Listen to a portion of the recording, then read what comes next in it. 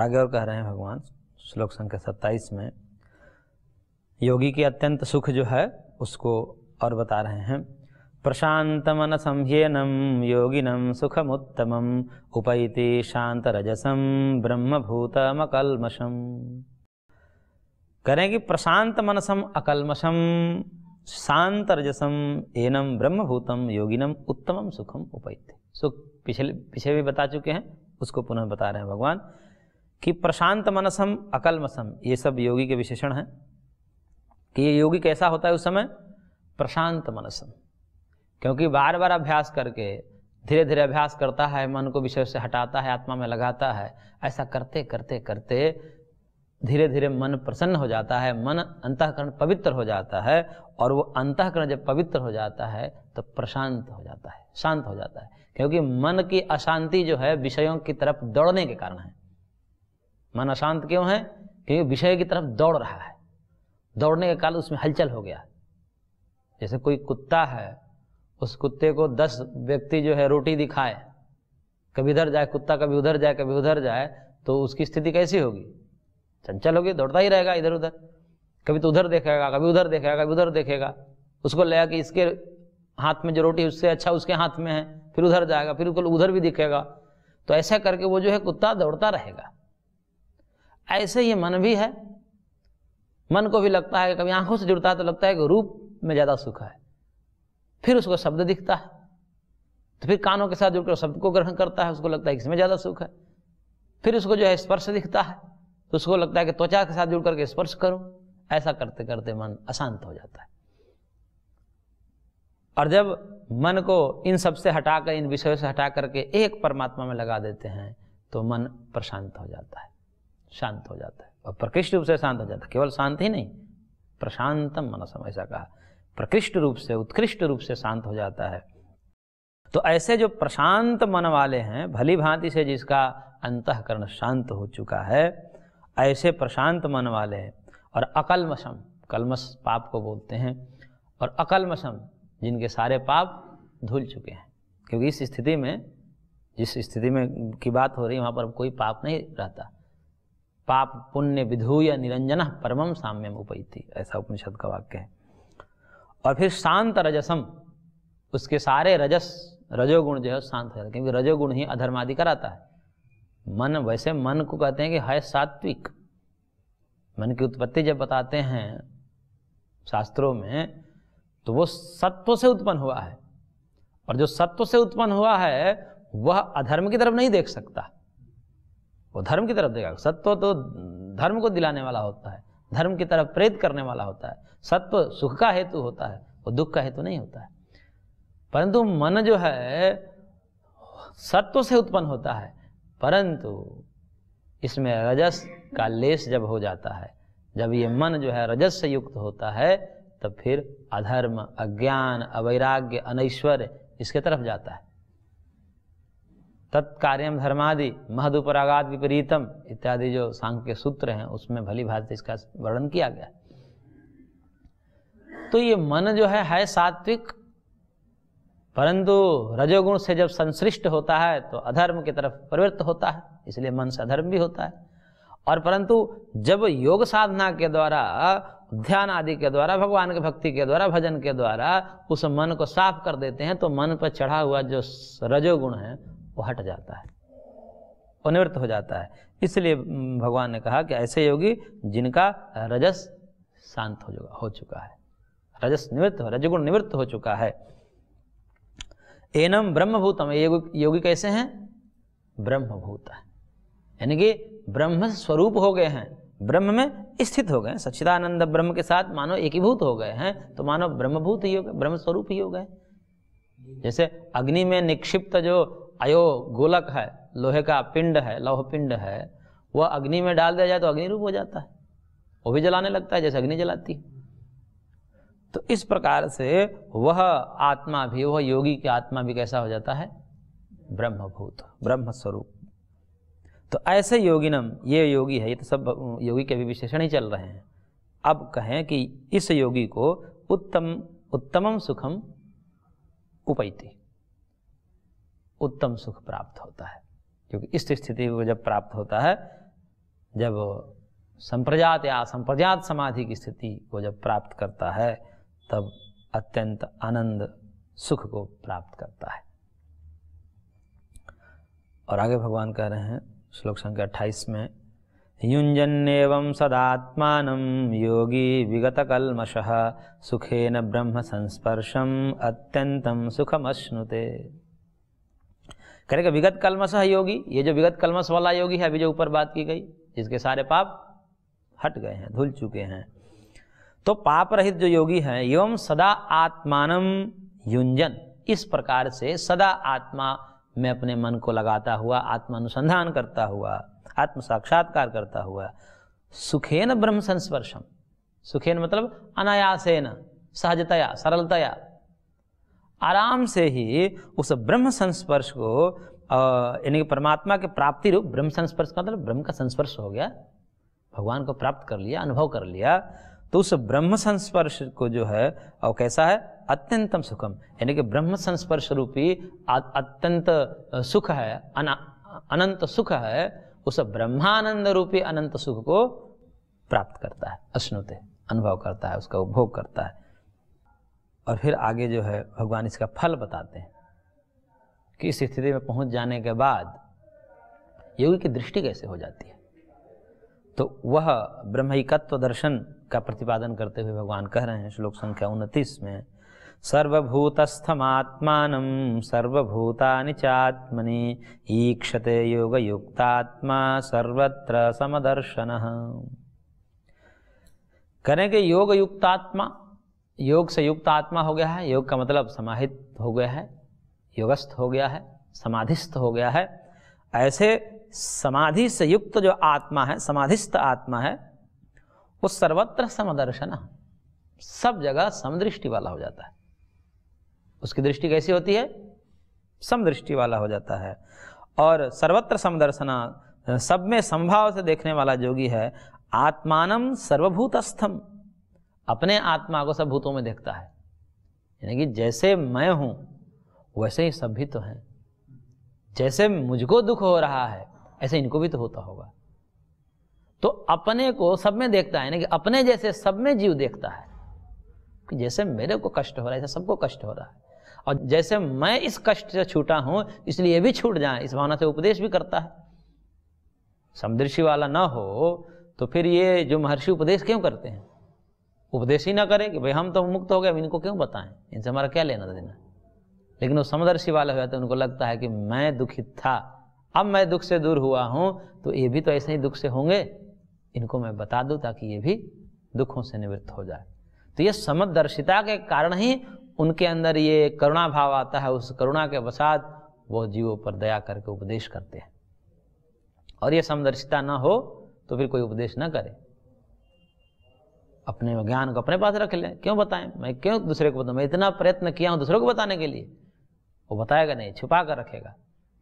लेकिन ऐसे जो योगी हैं, ऐसे साधक हैं, उसकी दृष्टि सम हो जाती है। आत्मानं सर्वभूतस्थम, यानी कि संपूर्ण भूतों में स्थित जो आत्मा है, और सर्वभूतानि आत्मनि, और सब भूतों के अपने में देखता है, दो प्रकार से देखता है, सब में अपने को देखता है और अपने में सबको देखता है।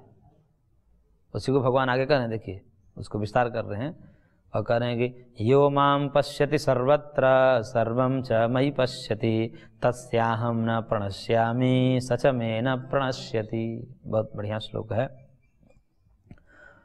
और कह रहे हैं कि यो माम पश्यति सर्वत्र, ये समदर्शी कैसा होता है, जो माम पश्यति सर्वत्र, मुझको यानी कि मुझ परमेश्वर को सब में देखता है कि सब में परमात्मा है, सब में भगवान है।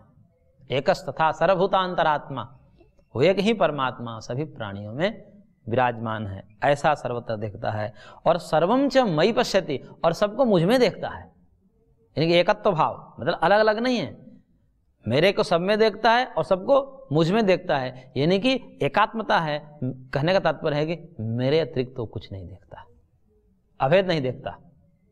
ऐसे जो एकत्व दृष्टि वाला जो है, उसके लिए भगवान कह रहे हैं कि तस्याहम न प्रणश्यामि, उसके लिए मैं कभी अदृश्य नहीं होता, यानी कि मैं उसके नजर में रहता हूं।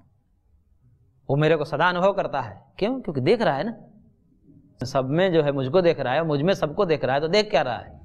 मेरे को ही देख रहा है। सब में मुझको देख रहा है, यानी कि दृष्टि, उसकी दृष्टि कहाँ है? मेरे पर है। और मुझ में सबको देख रहा है, सब तो दिख ही रहा है, उसमें तो कोई बात ही नहीं है। सबको देखने की बात तो यहाँ पर विशेष नहीं है। सबको जो मुझ में देखता है, सबको तो सब देखते हैं। सबको, ये जो भी घटपट इत्यादि पदार्थ हैं जो हमारे आंखों के सामने है, तो पशु पक्षी भी देखते हैं इन सब चीजों को।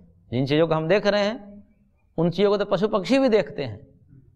लेकिन यहां पर सबको देखना मुख्य बात नहीं है, अपितु उन सबको मुझ में देखना, यानी कि इन सबका आधार मैं हूं, परमेश्वर हूं। इस प्रकार उस परमेश्वर को देख रहा है। और सब में किसको देख रहा है?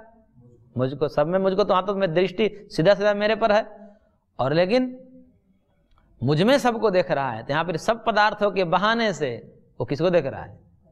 परमेश्वर को देख रहा है। इस प्रकार के जो दृष्टि वाला है, यही बात जो है उपनिषद में भी आया है और यजुर्वेद के 40वें अध्याय में भी आया है। यस्मिन् सर्वाणि भूतानि आत्मेव अभूत विजानतः तत्र को मोहः कः शोकः एकत्वम् अनुपश्यतः। यस्तु सर्वाणि भूतानि आत्मन्येव अनुपश्यति सर्वभूतेषु चात्मानं ततो न विचिकित्सति इत्यादि जो मंत्र हैं, उसमें यही कहा कि भाई यस्मिन् सर्वाणि भूतानि आत्मैव अभूत विजानतः, जो सारे भूतों में आत्मा को ही, मेरे को ही जानता है, देखता है, उसके लिए तत्र को मोहः कः शोकः, उसके लिए कैसा मोह, उसके लिए कैसा शोक, कैसा दुख, क्योंकि एकत्वम् अनुपश्यतः। ऐसे एकत्व को देखने वाले को कभी शोक नहीं हो सकता, कभी मोह नहीं हो सकता, वो कभी दुखित नहीं हो सकता और नहीं कभी मोहित हो सकता है। तो एकत्व दर्शन का प्रतिपादन भगवान ने कहा, पिछले अध्याय में भी भगवान ने कहा था, तो उसी को यहाँ पर विस्तार भगवान ने कह दिया। यो माम पश्यति सर्वत्र सर्वं च मयि पश्यति तस्याहं न प्रणश्यामि स च मे न प्रणश्यति। और उसी को और कह रहे हैं भगवान आगे, सर्वभूतस्थितं यो मां भजत्येकत्वमास्थितः सर्वथा वर्तमानोऽपि स योगी मयि वर्तते। करें कि यह एकत्वमास्थितः सर्वभूतस्थितं मां भजति, कि इस एकत्व भाव से, एक ही भाव में आस्थित, स्थित होकर के, क्योंकि अब एकत्व देख रहा है, अब किसी में भेद नहीं दिख रहा है, अब उसको भेद दिखाई नहीं दे रहा है।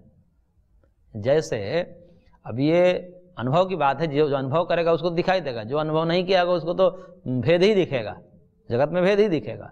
लेकिन जिसने अनुभव कर लिया उसको जो है सब दिखने लगेगा। जैसे कोई वैद्य होता है, डॉक्टर होता है, वो किसी मरीज को देखता है तो उसको ऊपर आवरण नहीं दिखता, वो तो बहाना है। उस बहाने से जैसे ही देखता है तो तुरंत उसके आंखों के सामने वो अंदर का सारा सिस्टम दिखने लगता है। बाकी व्यक्तियों को नहीं दिखता, जो डॉक्टर नहीं है उनको सब नहीं दिखेगा। लेकिन जैसे ही वो वैद्य होगा, डॉक्टर है, तो उसके पास जैसे ही रोगी गया, वो देखा, नब्ज देखा या कोई भी उसकी स्थिति देखा, अब उसके दिमाग में सारे अंदर के सिस्टम उसके मस्तिष्क में घूमने लगते हैं। यहाँ ये होगा, इसका ये होगा, ये ऐसा ऐसा, सारे फंक्शन उसको आने लगते हैं। तब ये अनुभव है उसका, उसने अनुभव किया है उस प्रकार से, तो उस अभ्यास का फल है कि अब उसको सब कुछ दिखने लगता है। ज्ञान चक्षु से दिखेगा, चर्म चक्षु से तो जगत ही दिखाई देगा, लेकिन वहां पर डॉक्टर को देख रहा है, इस चक्षु से नहीं दिख रहा है, इस चक्षु से तो उसको शरीर ही दिख रहा है, परंतु तो ज्ञान चक्षु से उसको जो है अंदर के सारा प्रोसेस दिख रहा है, क्योंकि उसने पढ़ा है, अनुभव किया, जाना है पहले। उस अनुभव के आधार पर वो ज्ञान में वो सारी चीजें उसको दिखने लगती है। ऐसे ही जो योगी समाधि की अवस्था में उस ब्रह्म दर्शन को प्राप्त किया है, ब्रह्म संस्पर्श को प्राप्त किया है, उस ब्रह्म संस्पर्श रूपी ज्ञान के फलस्वरूप जगत में भी वो जो देखता है तो उसको वही दिखाई देता है, उसको वही दिखाई देता है सारी। लेकिन आंखों के सामने तो स्थूल वस्तु ही रहेगी, लेकिन उस स्थूल के पीछे वो सूक्ष्म परमात्मा भी दिखाई देता है। तो सूक्ष्म परमात्मा का भी दर्शन वह हमेशा सर्वत्र सर्वभूतों में सर्व वस्तुओं में करता है। ज्ञान चक्षु से समझना चाहिए इसको। तो कह रहे हैं और यह एकत्व आश्रित सर्वभूत स्थितम माम भजति, जो इस एकत्व भाव में स्थित होकर के और सर्वभूतम स्थितम माम, जो सब भूतों में मैं विद्यमान हूँ, मैं सब भूतों में विद्यमान हूँ, उस सब भूतों में विद्यमान मुझको भजति, भजन करता है, स्मरण करता है, नाम लेता है। तो भगवान कहते हैं कि स योगी सर्वथा वर्तमान अपि मयि वर्तते, वह योगी सर्वथा वर्तमान अपि, यानी कि सब जगह रहता हुआ, सब प्रकार से जगत में सब कुछ कर रहा है, लोगों की दृष्टि से जो है ये सब बाहरी आडंबर में फंसा हुआ है, लेकिन भगवान कह रहे हैं कि बाहरी आडंबर में फंसता हुआ भी वो मेरे में ही स्थित रहता है, क्योंकि अब उसकी दृष्टि अलग हो गई है। ये सब दृष्टि का भेद है, सब दृष्टि का, जैसी दृष्टि वैसी सृष्टि। जैसा हम चश्मा लगाएंगे वैसे ही हमको दिखेगा, लाल चश्मा लगाएंगे तो लाल दिखेगा, हरा चश्मा लगाएंगे तो हरा दिखेगा। अब हमें देखना क्या, हमको अच्छा किसमें लग रहा है ये हमको देखना है। जगत हमारे भावों के ऊपर निर्भर करता है। तो अब हमें निर्णय ये करना है कि हमें जगत को किस रूप में देखना है। जगत को जगत रूप में देखते हैं तो परेशानी में आते हैं, क्योंकि जगत का स्वरूप जो है वह 3 रूप वाला है, सुखात्मक, दुखात्मक, मोहात्मक। तो सुख दुख मोहात्मक ये जगत है, और हमें दुख और मोह अच्छा नहीं लगता। लेकिन जगत को यदि यथार्थ दृष्टिकोण से देखें, यही उपासना में और यथार्थ दृष्टि में अंतर है। कहते हैं लोग भाई ये तो मिथ्या है, अरे मिथ्या होते हुए भी हमें देखना क्या है? हमको मिथ्या से ही सुख मिल रहा है तो हम क्यों नहीं मिथ्या कर देखेंगे? कोई कहता है कि भाई ये तो भाव है, आपने ये तो भावुक होकर बोल रहे हैं। भाई भाव में ही हमको सुख मिल रहा है, अब बिना भाव के हमें दुख मिल रहा है, तो हम सुख वाला काम क्यों ना करें? जब हम भाव हटा करके बिना किसी भाव से वस्तु को वस्तु रूप में देखते हैं तो 3 रूप में वस्तु दिखाई देती है। उसी वस्तु से सुख मिलेगा, कभी उसी वस्तु से दुख मिलेगा, और कभी उसी वस्तु से मोह भी होगा। तो सुख तो ठीक है, परंतु दुख और मोह होगा उस समय भी उस दुख और मोह का कारण वस्तु ही तो है, जिसको हम यथार्थ दृष्टि से देखना चाह रहे हैं। अब वही हमने भाव कर दिया। यही उपासना है, यही उपासक करता है, भक्त ही करता है, भाव डाल देता है, भाव का चश्मा लगा लेता है। तो अब जो है वो भेद नहीं दिखेगा, कहे कि सब तो भगवान के ही संतान है। अब किससे वैर करें, हम किसको क्या कहें? पता ना भगवान किस रूप में हमारी परीक्षा ले रहे होंगे, और हमारे सामने आ रहे होंगे कि देखें इसको क्रोध आता है कि नहीं, देखें इसको अहंकार आता है कि नहीं, और हम अहंकार क्रोध आदि में फंस जाते हैं, फिर वही जगत में बन जाते हैं। तो वह उपासक इतना सतर्क और सजग रहता है कि यथा योग्य व्यवहार करते हुए भी भाव उसको ब्रह्म स्वरूप ही रहता है।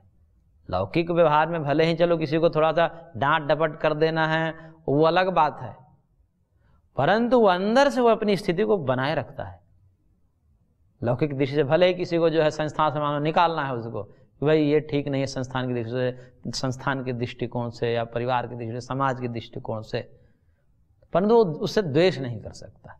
उसको लगता है कि क्या करे, लौकिक व्यवस्था है, मेरा बस चले तो मैं इसको तो अपना आत्मरूप मान लूँ।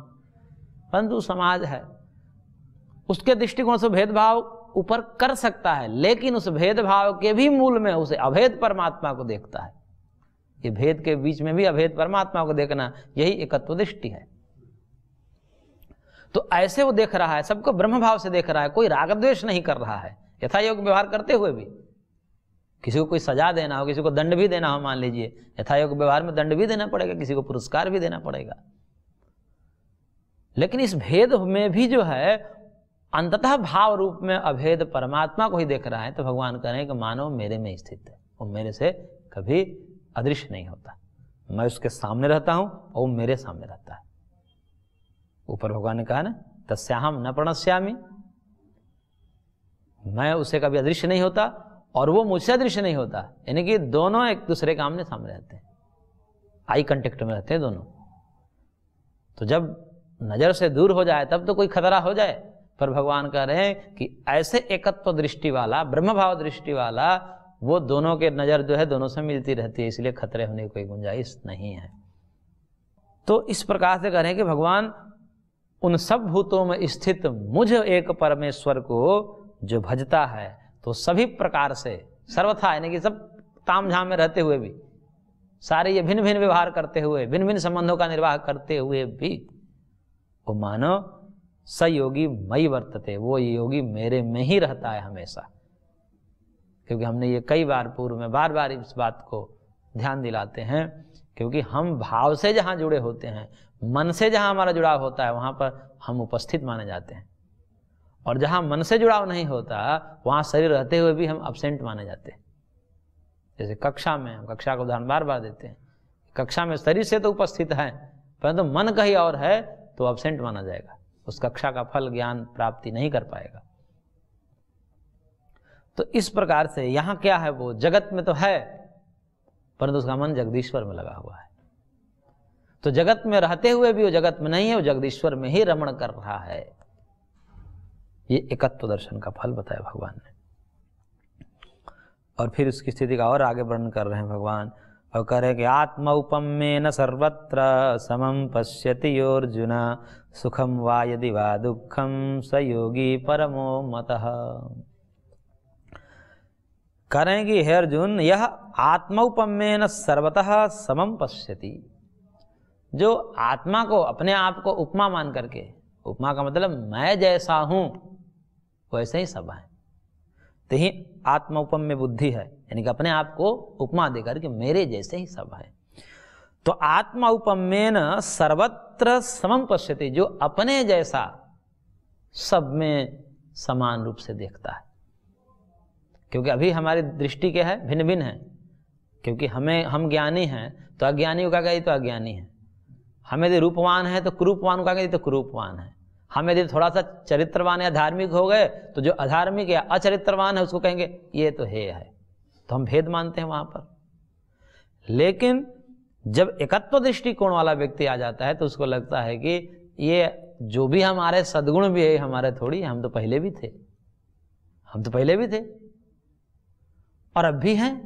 अब क्या हो गया, पहले तो कोई लोग नहीं पूछता था, पहले तो कोई लोग नहीं प्रणाम करता था, अब करने लगा। इसका मतलब पहले मैं नहीं था क्या, मैं तो पहले भी था अब भी हूं, लेकिन पहले तो ऐसा नहीं था अब ऐसा हो गया। इसका मतलब मेरा नहीं है, ये सब आया हुआ है, ये गुण भगवान का ही है, भगवान का है, गुरु का है, बुजुर्गों का ये संस्कार है, वही जो है प्रणाम करवा रहा है, वही जो है हमको मान सम्मान दे रहा है, हमारा कुछ नहीं है। ये वस्त्र जो है गुरुदेव का दिया हुआ है, कोई प्रणाम भी कर रहा है तो वस्त्र को देकर प्रणाम कर रहा है, मन हमें थोड़े कर रहा है, गुरुदेव का ही कर रहा है।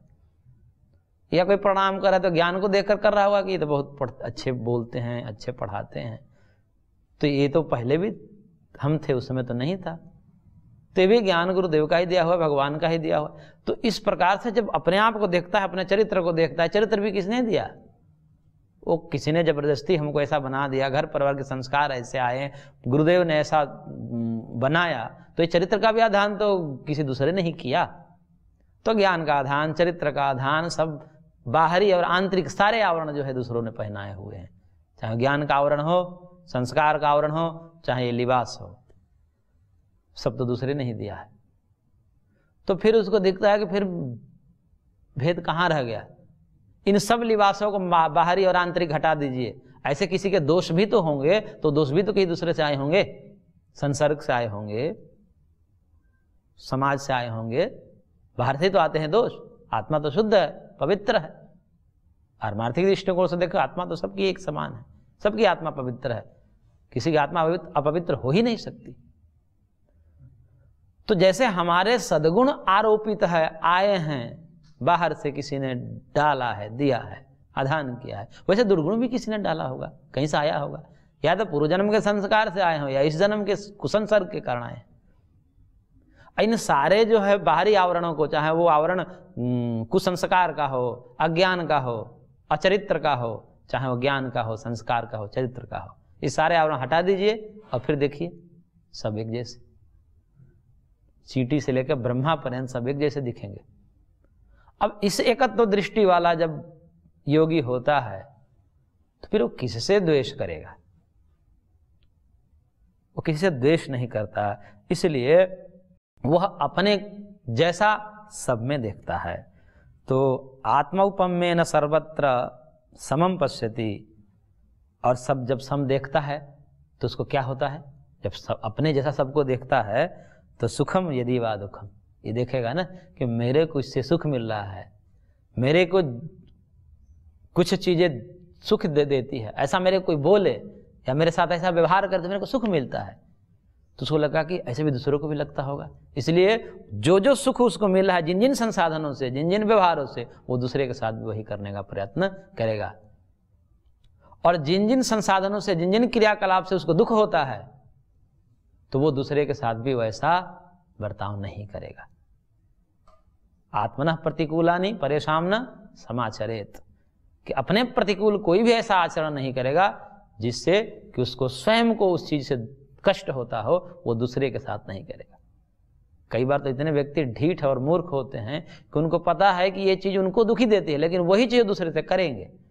क्यों? क्योंकि उनको जो है संवेदनशीलता नहीं, आत्मोपम में बुद्धि नहीं है कि मैं जिस प्रकार से हूं, जिस कर्म से मेरे को दुख हो रहा है, वही कर्म दूसरे के साथ काहे कर रहे हैं। तो जिससे हमको सुख मिल रहा है, जो हम अपेक्षित करते हैं जो है लोगों से कि ये हमको ऐसा कहें, ऐसा हम हमारे साथ व्यवहार करें, हमको अच्छा लगता है, तो हमें भी वही व्यवहार, वही कर्म दूसरे के साथ भी करना चाहिए। तो इस प्रकार से जो समदर्शी है वह दूसरे के सुख में सुखी और दूसरे के दुख में दुखी होता है। अपने सुख के लिए जो जो संसाधन उसको इष्ट है वही दूसरों के लिए भी तैयार रखता है, और जो अपने लिए दुख का हेतु है वो दूसरे के लिए भी देना नहीं चाहता। तो इस प्रकार से सयोगी परमम मतः, भगवान करें कि मेरे मत में ऐसा योगी उत्कृष्ट है, जो दूसरे के सुख में सुखी और दूसरे के दुख में दुखी होता है, जिससे वह स्वयं कष्ट उठाता है, वो दूसरों को नहीं देखना चाहता या देना चाहता। तो इस प्रकार से यह योगी अत्यंत उत्कृष्ट और श्रेष्ठ कहा भगवान ने। तो इस प्रकार से आज हमने श्लोक संख्या 32 तक पढ़ा। आगे पुनः इस कक्षा को जारी रखेंगे। आज की कक्षा को यहीं पर विराम देते हैं, शेष अगले अंक में।